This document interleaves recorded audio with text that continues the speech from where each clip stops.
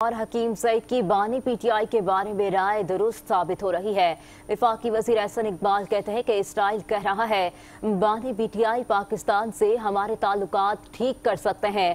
وفاقی وزیر احسن اقبال نے کہا کہ 20 سال پہلے ڈاکٹر اسرار اور حکیم سعید کی بانی پی ٹی آئی کے بارے میں رائے درست ثابت ہو رہی ہے۔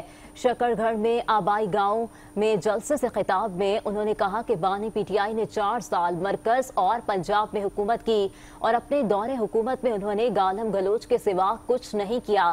سیاسی مخالفین کو چور ڈاکو کہنے میں گزار دیے۔ احسن اقبال نے کہا کہ بانی پی ٹی آئی کے ذریعے ملک میں انتشار کی سازش ہو رہی ہے۔ حکومت سازشوں اور فوج دہشت گردی کے خلاف لڑ رہی ہے۔ ہم جنگ جیت کر ملک کو دوبارہ ترقی کی راہ پر ڈالیں گے۔